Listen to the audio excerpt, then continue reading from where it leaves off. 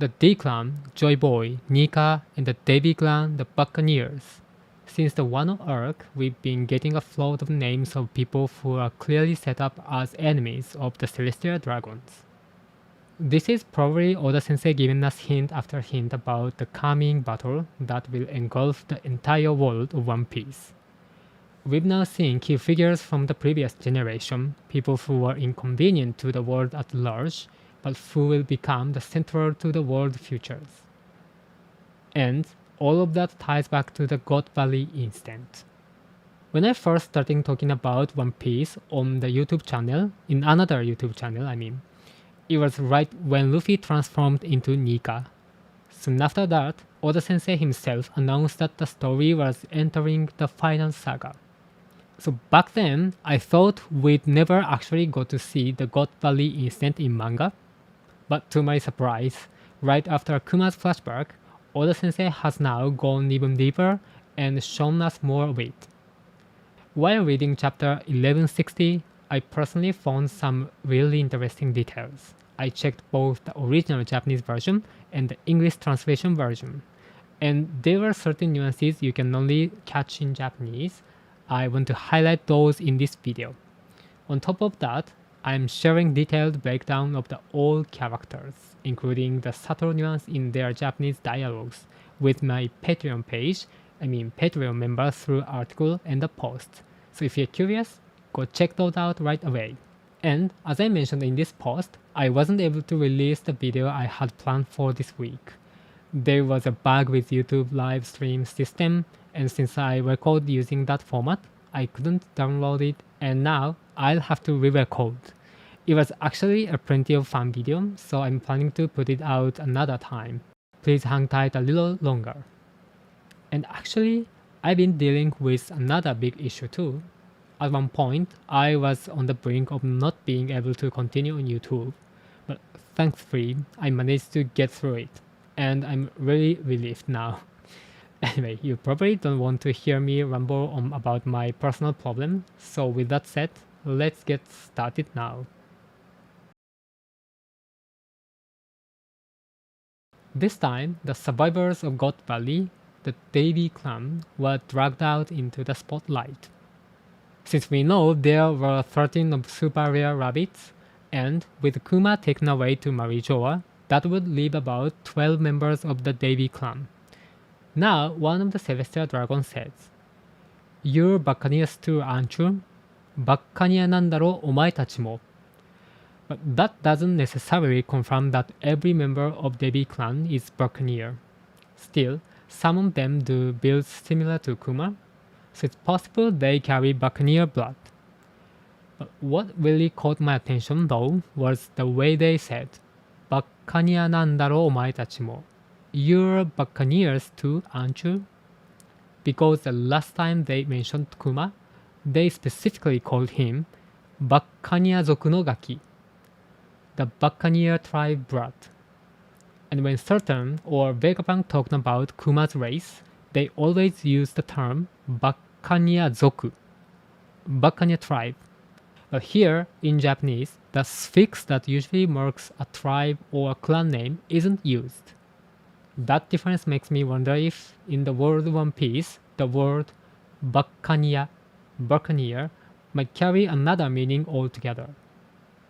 To put it bluntly, I personally think Buccaneer may not just mean a race. It might actually refer to some sort of group, maybe even religious order. The way I picture it is kind of like how the giant shipwrights were called Galera. Maybe Buccaneer was the name for the group of people who worshipped Nika. Today, Nika is mostly revered among the giants, but originally, maybe Buccaneer were a tribe born between giants who worshipped Nika and humans, making them the core members of this faith-based group.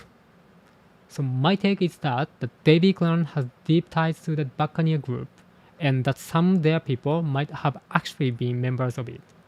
That's why the Celestial Dragon said to them, in effect, "You lot were part of the Buccaneer group too, weren't you?" At least, that's how I interpret it for now. And there's one more possibility I want to throw out there. I actually think that their so-called Buccaneers from the boys' century might have formed a band. You might be thinking, have you lost it? But hear me out. There's actually a really fun connection here. Recently, Oda Sensei has been weaving modern subculture elements like idols into the world of One Piece. So, if the One Piece world once had more advanced level of science and technology, it wouldn't be strange if subcultures like music scenes had also been popular back then. And what's the most iconic example of that? Rock bands. Now let's take a closer look at Blackbeard's family name. He doesn't go by Rocks D. Teach, he calls himself Marshall D. Teach. That means he inherited his mother's surname, Marshall. And remember, Zebek actually started calling himself Roxy Zebek to hide the fact that he was from the Davy clan. And choice of that name makes me think he must have some connection to rock music. I'll dive deeper into this on the Dusk channel, but for now, just think about it. Rock music relies on electric guitars or basses, but to actually play live for an audience, you absolutely need guitar amps. And if you've ever played in the band, you already know the most famous amp brand, Marshall. So just like rock musicians can perform without their amps, maybe Oda Sensei is hinting through names that rocks too needed Marshall. It's a clever little thread in the way he sets up names. So when you think about a rock band, the core members are usually vocals, electric guitar, electric bass, and drums. Now, Rock's signature laugh, "Vohahahaha," might actually be a hint that his ancestor, Davy Jones, was the vocalist of this band. And of course, electric guitars and the basses need amps to supply power, and maybe back then, the one providing that electricity was the user of Goro Goro no Mi. And then, you need drums, right? In the world of One Piece, we have Nika, who plays the drum of liberation. That will make Joy Boy the drummer. I imagine this band traveled the world like Soul King Brook does now, going on live tours. And the ships they used back then, I think they were built by the Galera Giants. If you're into music, you might already see the connection. Garage Band. It's now a key system that supports countless bands on making music. And here's something wild. GarageBand was first released on macOS in 2004, the exact same year the Water 7 arc was drawn in One Piece, 2004.